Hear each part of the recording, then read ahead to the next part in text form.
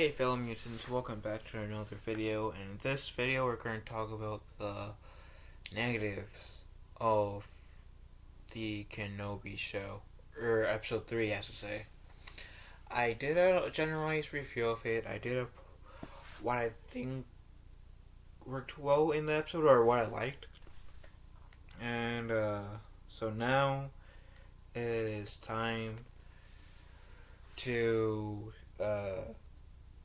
talk about the negative parts of it. At least for me. So, but first, I gotta talk about one positive that I unintentionally left out in the previous video, and that is when that Imperial officer girl, or who wasn't really an Imperial officer, she was really she helps Force sensitive. She referred to Obi-Wan as Obi-Wan, and then Obi-Wan said, "I go by Ben nowadays." I like that because since he's gotten around Leia,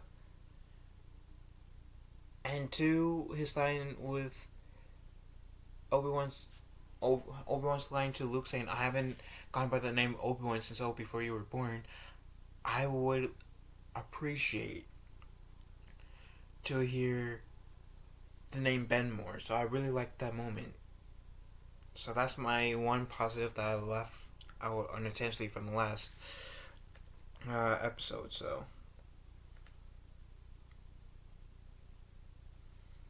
with that said, I rewatched it again because I have this thing with my father. Since I'm into Star Wars, he wants to watch Star Wars with me. So since my positive reaction, I have um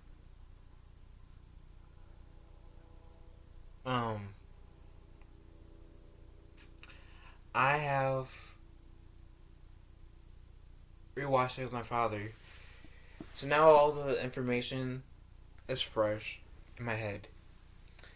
So for one, my the thing I dislike is Vader's castle scene. Like, not the idea of it, but it's after a few days of letting it sink in, it still feels like a video game area that Vader's in. I thought I would get over it by now. I'm not, and I wish I was.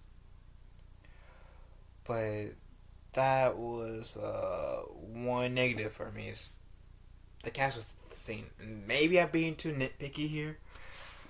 I can admit that, but it feels like I was like when we saw Vader's like the Vader at his castle in Mustafar. I felt like we were in a video game that I forgot my controller saying, "Oh my god, where's my controller?" And yes, I got my lightsaber. I just don't have the blade in it. It's the detachable. Shout out to Aim and Fate. So so Kenobi, not Kenobi. So I get that Kenobi's a broken man, and I do like that aspect of him. But I feel like they're making him too negative for his own character. Like, I feel like there will be at times when, even though this is the darkest time of Obi-Wan's life, he would be positive at least with one thing. Not constantly like. It's fine if he's like mostly negative in this time era, but I think Obi-Wan would have been like saying something positive at least for one thing. That's just me. I'm not sure. Correct me if I'm wrong. I'll admit if I'm wrong. Another part that I disliked was the whole like Vader versus Obi-Wan in here. It didn't really feel most like a fight. I felt more so of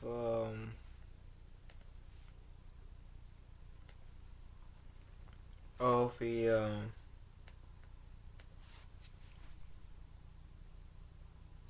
like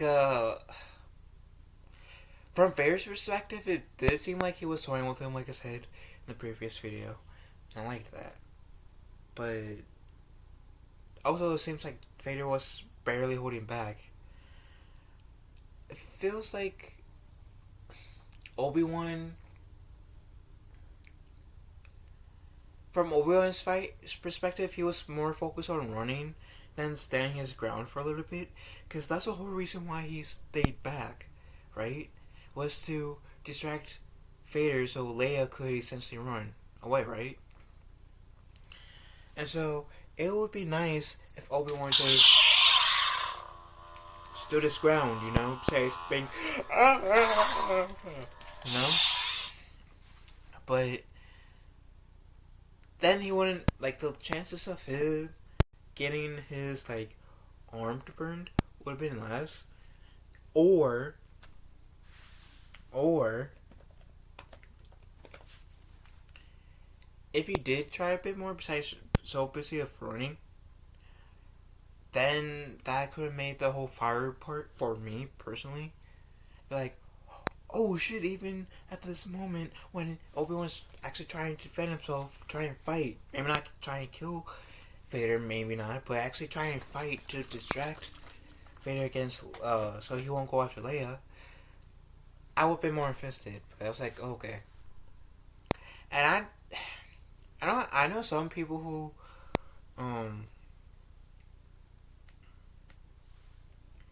who dislikes the part of Obi-Wan getting his like shoulder burned. I was more okay with it, but like I said, I think if Obi-Wan was not running like every 5 seconds, then that would have made that part for me more like, oh shit. And I know there's gonna be another fight, but you really call this a fight? Do you really call this a fight? I mean, Vader was going at him, and yeah, sure, like I said, Vader was like toying with Obi-Wan a bit, but I didn't really feel much of a fight. Their fight in Revenge of the Sith felt way more of a fight than in this movie, in this show. And Obi-Wan actually stood his ground too. And that's the thing that I wish Obi-Wan would have done a bit more. Like, okay, after, like, I'm okay with, like, Obi-Wan at first, like, running away, activating his lightsaber, and saying, what are you? And then after Vader says, well, you made me. I would have liked if, like, Obi-Wan, like, stood his ground a bit more. And maybe I'm saying like this, I just like seeing lightsaber swings a bit. But I would have liked less running away and more standing your ground. It would have made, like I said, the lead up to that part where Obi-Wan gets his arm burned a bit more, like, impactful for me, if that makes sense.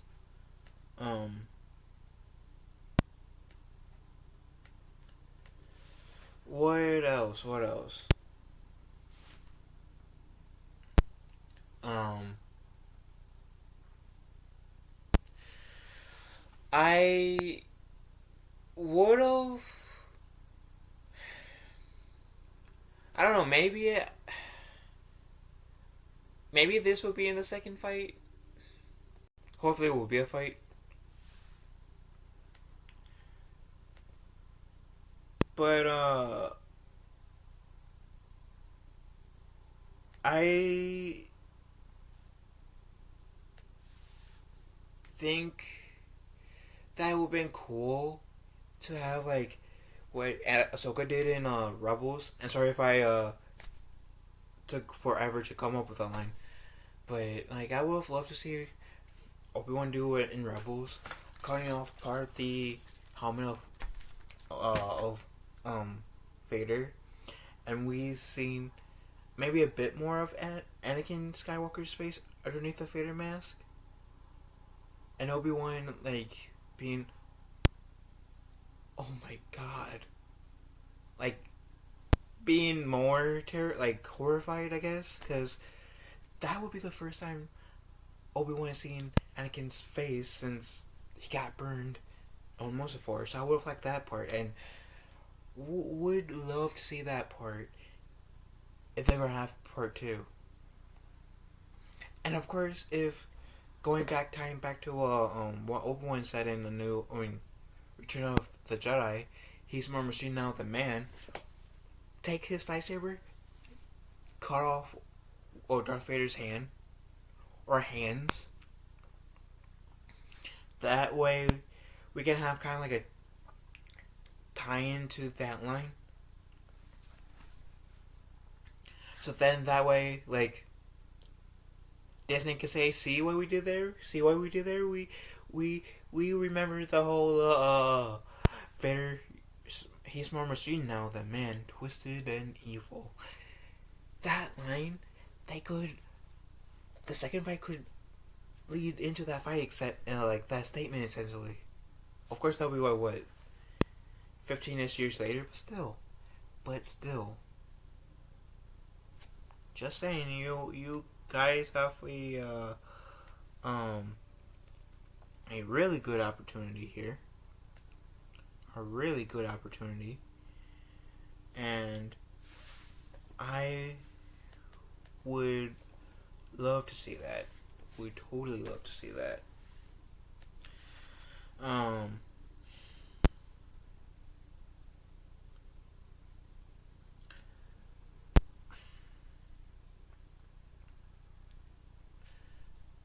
I hope that the Grand Inquisitor comes back somehow, like, and I'm only saying this to keep continuity, like, when I mean come back somehow, I mean in this show, because the Grand Inquisitor, unless if it's a different species, I mean, same species, different dude, then I'd be okay with this in Grand Inquisitor dying. If the Grand Inquisitor that we got in Rebels is a different one, but if it's going to be the same one, we need to have him come back so we can preserve continuity. And so forth, that has been my issue. Is they kill off the Grand Inquisitor in episode 2. Wanted to see him come back, and maybe I'm being too hard, and maybe I need to like be more patient, see what episodes 4 through 6 has. But that's my one of my biggest criticism is that